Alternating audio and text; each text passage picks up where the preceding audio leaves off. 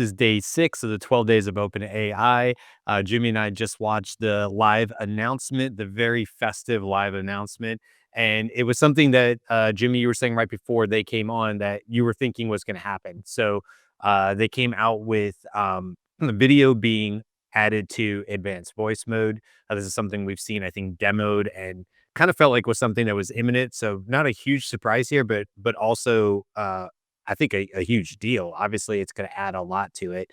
There's some pretty, funny, interactions there, but you could see how there'd be a lot of use cases for it. So, before we dive in and give our quick live reactions to Jimmy, because I'm curious to hear what you have. If, you don't follow our show, The Daily AI Show, you can always follow us at thedailyishow.com. You can find us on YouTube, which is where you're probably watching us right now, if you're watching the live. And, we do this every weekday. This is an added live that we're doing during the 12 days of OpenAI because we thought it'd be something fun. But what you can normally find us at is doing a regular show. We did it today at 10 a.m. Eastern. We do it every weekday at 10 a.m. Eastern. New topics around AI. You name it, we probably talked about it at this point, and we've talked about it twice at this point. We've done over 350 shows. So just want to make sure if you've never seen us before, you don't know who Jimmy or I are. We're not the only ones, by the way. There's a group of 7 of us, and we sort of rotate in and out as we're available. So go make sure you hang out and check out some of our other episodes as well. Okay, Jimmy, I would love to know your first initial reactions to this, and also like, how do you think you would use, video as far as the advanced voice mode? Well, I'm glad, that it was a significant what I would call a significant announcement, I would right? say so. Yeah. Yeah. They, apparently in the rumor mill, this was kind of, foreseen a little bit. But, in terms of, applied uses, I'm immediately thinking, and I brought this up earlier in the stream, was, uh, real-time translation, Mm. right? I want to see an AR or VR component or, application of this. I wanna be able to just pull up my phone, look at a signage. It'll, translate it for me. It'll really help whenever I'm traveling abroad or anything like that. So I can help, get around and stuff like that. I think even real time, voice translation would be, real helpful. Perhaps the vision component can improve that, looking at the person that you're trying to have the conversation with. So there might be an additional, it might become more accurate because it can see who's speaking to you, how they're speaking, things like that. And then we can get into more things like, um, being able to, like, long-term stuff is, like, be able to read expressions and body language and things like that, you know? Mm, that would help along those lines. Yeah, they said, "Okay, who's the one with the Santa hat on?" But I was thinking like, "Okay, what if there was 3 people in the room that had similar facial features or had similar ethnic backgrounds, all wearing Santa hats?" Would it be like, I don't know, So I like, and not to knock it or anything, I still think it's super cool, but like, it did very much seem to be like a green shirt, something that obviously the LLM is gonna be able to pick up right away. Right. Yeah, you have a good point. I mean, we know facial stuff is totally possible because we have it on our iPhones. So, facial recognition has been around for quite some time. So maybe it is more technical than what they were showing. But I had the same thought as you. I was like, oh, you know, would it be able to pick out minute differences or subtle differences? But I'm totally for using it for people who have disabilities. I could see how it could be valuable Yeah. to them as well. You mentioned traveling, and I'll just tell a quick story from my family. This is the first time. This is 2017. We are coming back from Munich. It's me and my wife, my daughter. My daughter's 7 at the time. My wife spoke a little German. I mean, she definitely spoke more than I did. And we're going from Munich to Germany, and our train got, stopped in Leipzig. And so whereas we were supposed to go directly to Berlin, now we're getting off in Leipzig. Leipzig actually speaks more Russian and German, and you don't really hear a lot of English there versus Munich and Berlin, there was always English going on.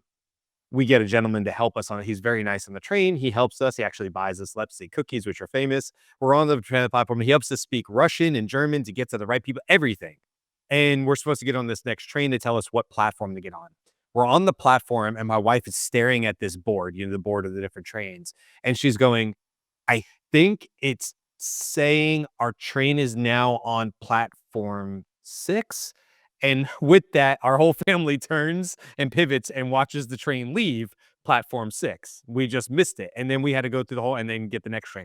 It's how helpful this would have been to lean it up to the screen and be like, "Help me quick, my train has moved platforms on us because we were on the right platform, but the train came in on a different platform, and so we didn't know to move over 3 or 4 platforms, and we missed the train, and so, something like that in a very real world happening around you type of thing, or in Greece, when we were in Greece, all the street signs were in Greek, but Greek lettering isn't your traditional 26 letter alphabet. So very, very hard to try to pick out pieces and parts of that word and figure out what does that mean? Is that, is that citrus? Is that whatever, versus in some other languages, it's easier to sort of pull some English from it, or get an Right. idea of what it is. So traveling 100% I'm with you on that. That would be amazing to be able to just show it the things and be like, help me out here. Do I go left or right?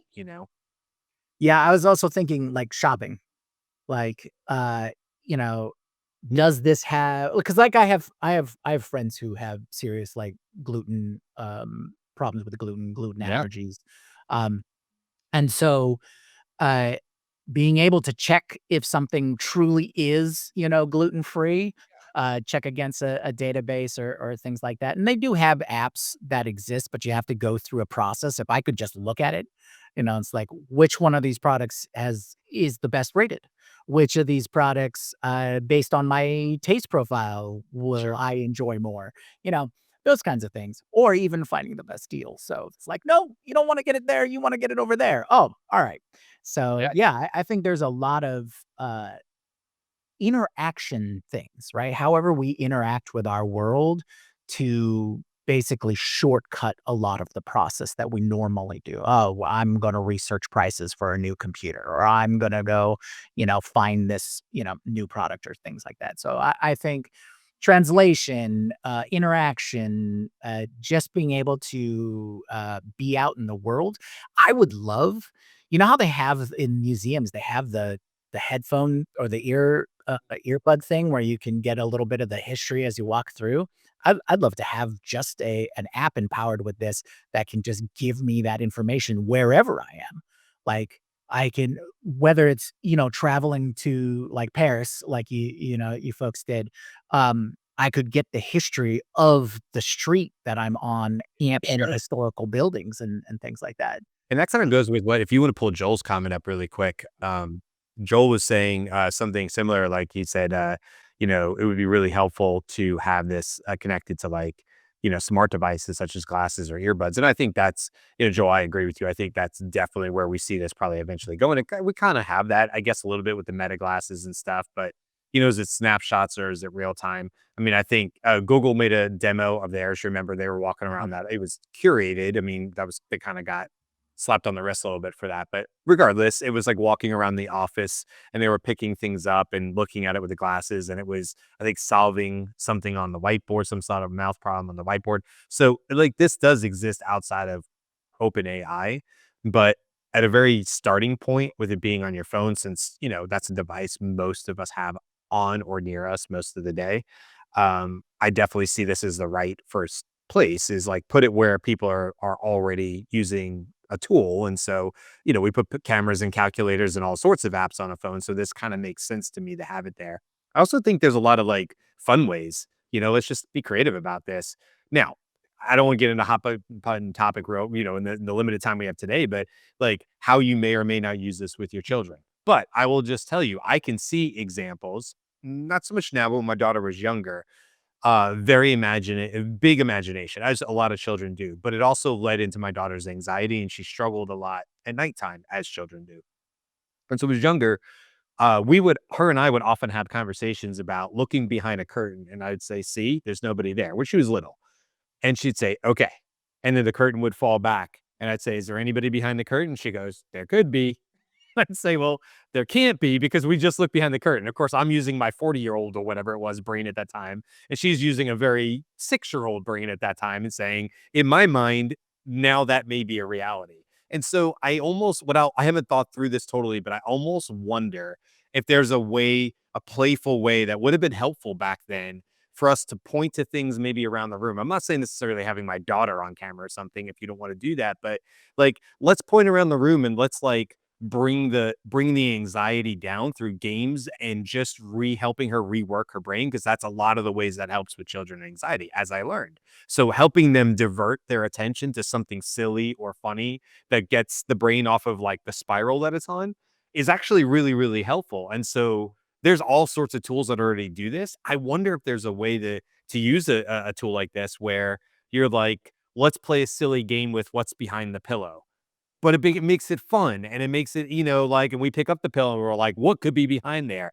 And, of course, the voice model is working along with you to help bring the anxiety levels down so your child can, relax and go to bed, and stuff. So, I don't know. I mean, like I said, that gets into that gray area of, like, what are you gonna do? Point it at your kid, that kinda thing, and I get it, but holy moly, I see a lot of ways that this could be helpful with kids, adults dealing with anxiety. I know yesterday when I was waiting for this, but when I was having internet upgraded in my house, I wasn't using the vision, like not the video, but I was using snapshots.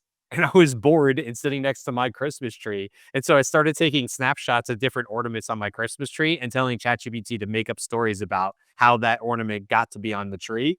And they were hysterical. I was like, be more funny, be more whimsical, or whatever. And so I think there's a lot of fun, entertaining ways that you could do this, like at house parties and, murder mystery, who done it type things where it could be looking at people and, like whatever, you're holding this in your hand and they're like, I think, that might be like Clue. Like that's the murder weapon, it's the spinny thing, or whatever. So I don't know. That's where my brain goes, is usually to the Yeah. creative stuff. And I think it could be super fun there.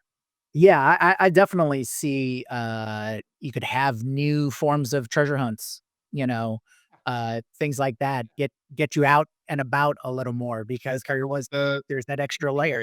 Yeah, Pokemon, right? That when that was See, oh, like in the Pokemon Go, right. deal, This especially that, yep. that next level, we could see an overlay. You can, you just have a whole area,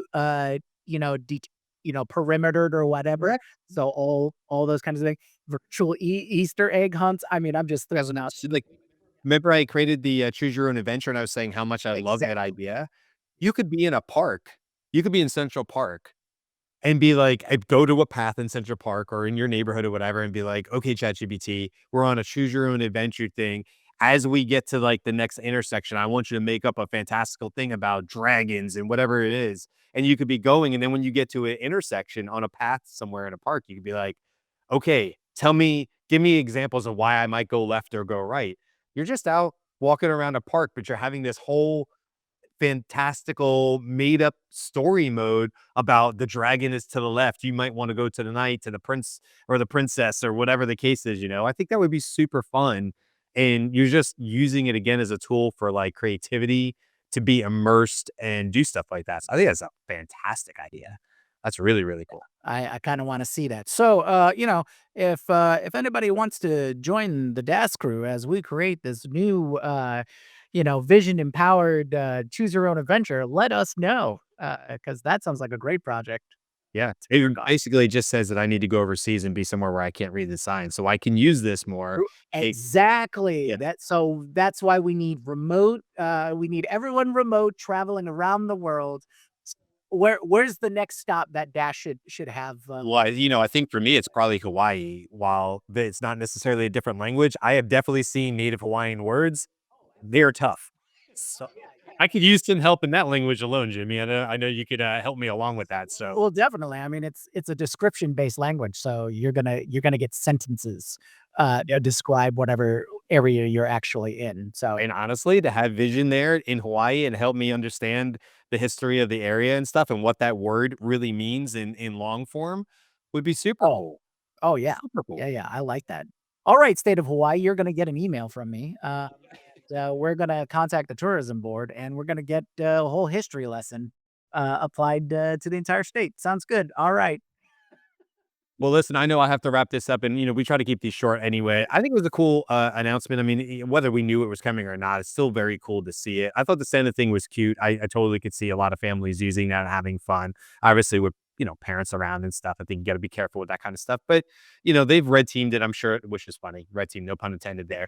Uh, they've gotten the eyes on it, and I'm sure they've Well, worked through it. my first takeaway was like, "Okay, so Santa can now read to me Jurassic Park in the Jurassic Park guy's voice," right? Hammond's voice.